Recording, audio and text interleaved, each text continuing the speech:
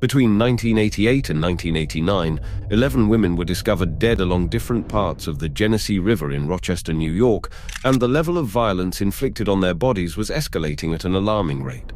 Most of the victims were sex workers operating along Lyell Avenue, the city's notorious red light district. The mounting violence prompted a large-scale operation, with several undercover officers deployed in the area in an effort to identify the serial killer. As fear spread, many of these women began refusing to take on new clients. What they didn't realize, however, was that the man they were trying to avoid wasn't a stranger at all. He didn't stand out in the environment. He was a familiar face, well known throughout the area. What makes this story even more disturbing is not only the sheer brutality of the crimes, but also the fact that all of them could have been prevented. This man should never have been free in the first place, given the violent acts he had already committed. And when the first body appeared along the banks of the Genesee River, no one could have imagined that Rochester was about to face one of the darkest chapters in its history. The first victim identified was Dorothy Blackburn, 27 years old. She worked as a sex worker in the city's red light district and was the mother of 3 children. She was last seen on March 18, 1988. Her body surfaced near the riverbank, showing unmistakable signs of strangulation. The next victim, Anna Marie Stephan, was found further downstream. By the time investigators located her, decomposition had already set in. Once again, investigators found signs of strangulation. After the second victim, the attacks seemed to stop for nearly a year, or at least no confirmed victims were reported during that time. It wasn't until July 1989 that the third body surfaced. This time, the victim was Dorothy Keller, 59 years old, a homeless woman who had been forced into sex work. Her remains were found in September, near Highland, along the Genesee River. The advanced decomposition in the natural environment made it difficult for investigators not only to identify her but also to determine the exact cause and time of death. On October 27, 1989, police discovered the body of 25-year-old Patricia Ives. She had been strangled as well. By then, the growing number of bodies had alarmed investigators, who were already considering the possibility that they were dealing with a serial killer. And just 4 weeks later, things would take an even darker turn. The next victim was June Stotts, 30 years old. Unlike the others, she was not a sex worker. June had an intellectual disability with the mind of a much younger child. She was found lifeless, lying face down on a narrow dirt road near the riverbank. When investigators turned her body over, they recoiled in shock. A large cut stretched from her neck all the way down to her lower body. Her organs had been disturbed, and some were missing altogether. By that point, investigators were convinced all the cases were connected to the same perpetrator. The level of violence was escalating rapidly, and investigators feared it was only a matter of time before the killings reached a new level of horror. In this attack, the killer had shifted his victim profile, targeting a woman who didn't work the streets. That change widened the circle of fear, making every woman in the area feel like a potential target. With no name to put to him, the media created several nicknames for the serial killer, the most well-known being the Genesee River Killer. The murder of June Stotts revealed a disturbing new pattern to police. Vulnerable women were being abducted, assaulted, and strangled. Their bodies were then dumped close to the riverbank, and in many cases, the killer would return to the scene days later. With the more recent victims, the bodies were also mutilated. Convinced they were dealing with a serial killer, local authorities called in the FBI for assistance. Unfortunately, most of the women working the streets still had to keep putting themselves at risk. Fearful, many began avoiding strangers and would only see regular clients.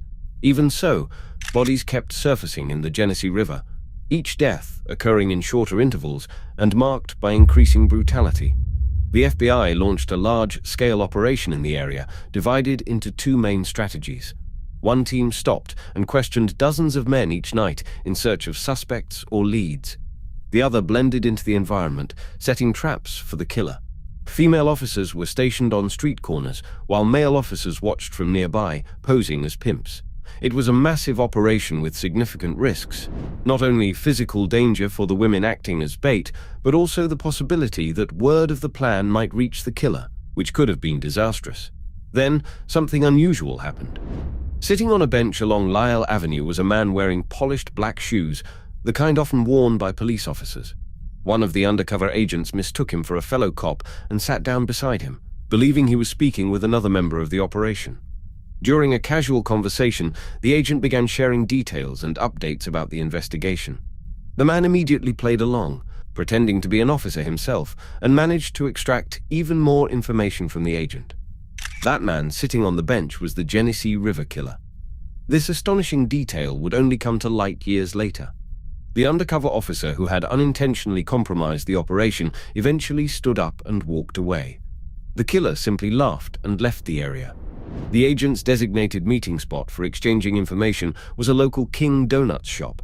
It was there that they discussed suspects and vehicles worth monitoring. The killer himself also frequented this donut shop and even chatted with some of the officers, claiming he was worried about his girlfriend's safety. To him, it was nothing more than a game he believed he was winning. By then, he already knew exactly which women were undercover officers and which ones weren't, so he continued his attacks. The bodies kept appearing in the Genesee River until, on December 17, 1989, it was June Cicero's turn. She was 33 years old and one of the most well-known sex workers along Lyell Avenue. June had a strong personality and was often described as harsh, even cruel.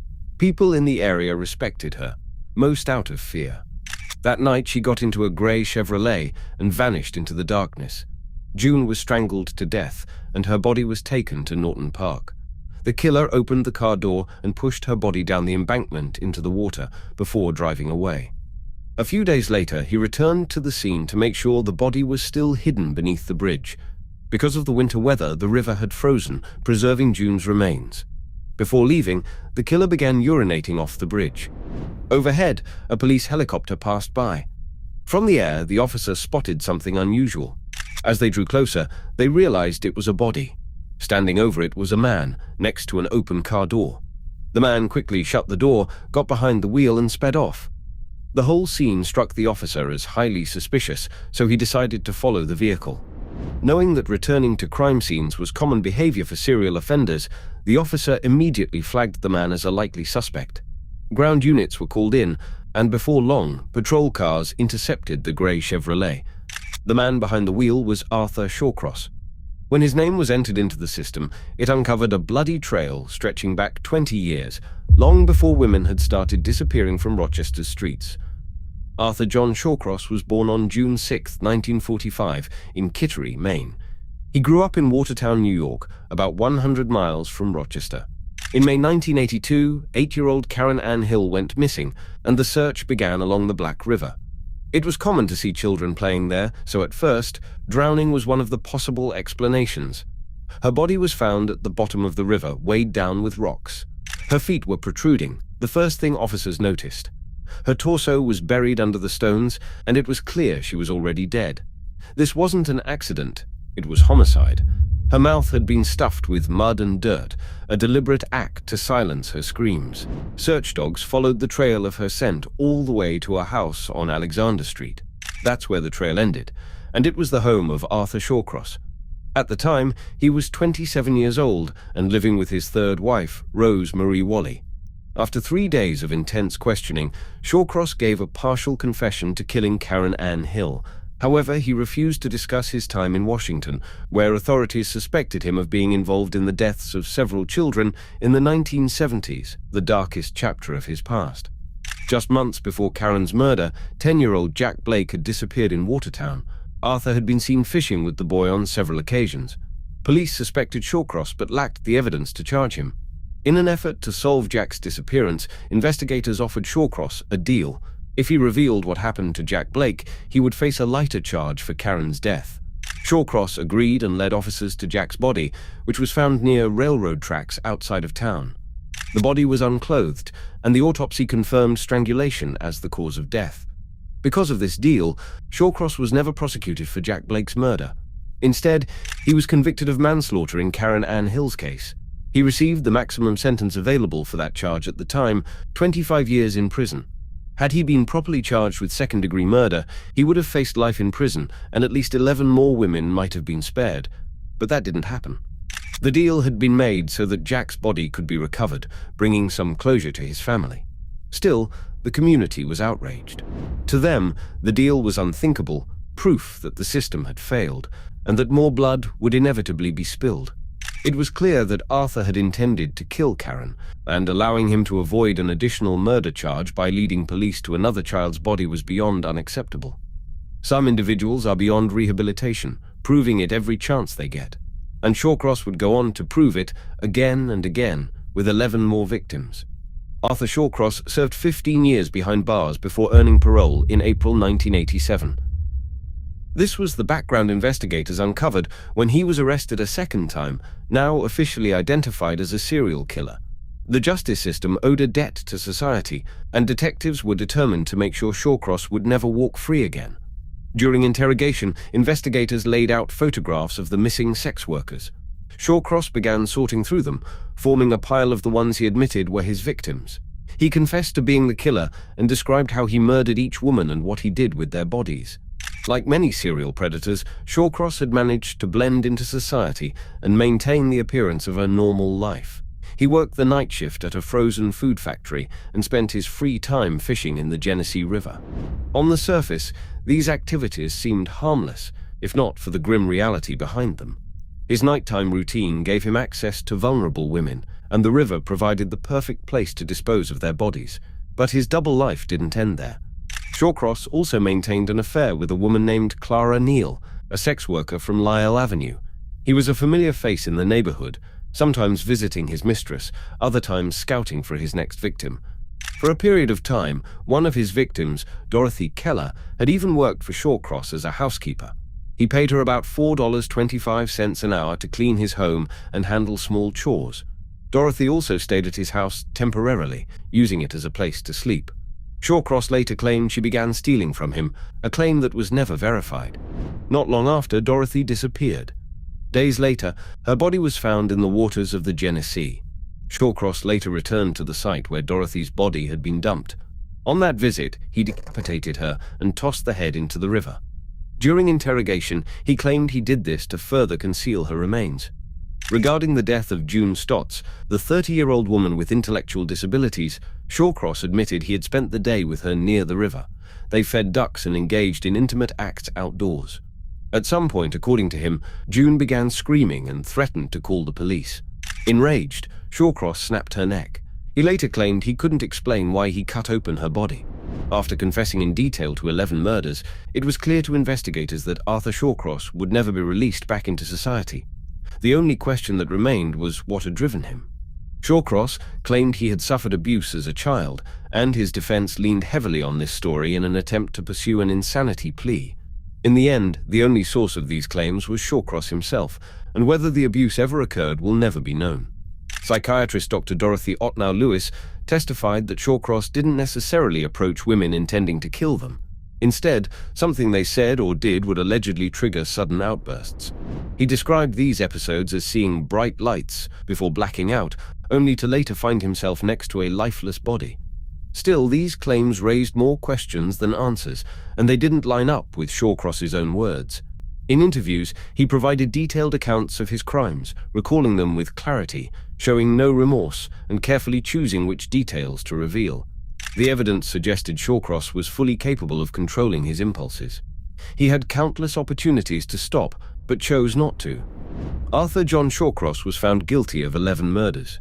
He was sentenced to life in prison, with a minimum of 250 years behind bars before becoming eligible for parole. He was transferred to the Sullivan Correctional Facility, a maximum security prison located near Fallsburg, New York. While incarcerated, Arthur gave different explanations to justify his crimes. In one version, he claimed he believed he had contracted HIV from one of the women, and since he didn't know which one was responsible, he decided to kill them all. He even alleged that he consumed part of one victim's body in an attempt to hasten his own death, as if the disease would somehow accumulate. Arthur never had HIV, and this account was almost certainly a lie. It was just another one of his fabrications, like many of his excuses, always designed to minimize his responsibility for the deaths of the women he targeted. He couldn't use the same excuses when it came to the children, and that is why he refused to talk about what happened in Washington. On the 10th of November 2008, Arthur began complaining of severe pain in his legs and was taken to Albany Medical Center in New York. Later that afternoon, he suffered cardiac arrest and was pronounced dead at 9:50 p.m. at the age of 63. Arthur Shawcross was a cruel killer defined by his brutality and coldness. No suffering from his childhood, whether real or invented, could ever excuse the horrors he committed or the innocent lives he destroyed, especially those of children. He hid behind the facade of an ordinary man, an apparently harmless neighbor, while leaving behind a trail of violence and death. His death behind bars did not bring back the victims or erase the grief of the families, but it did ensure that no more lives would ever be taken by his hands. If this story stayed with you, please consider subscribing, hitting the like button, and letting us know in the comments which forgotten victims or overlooked cases deserve to be told next.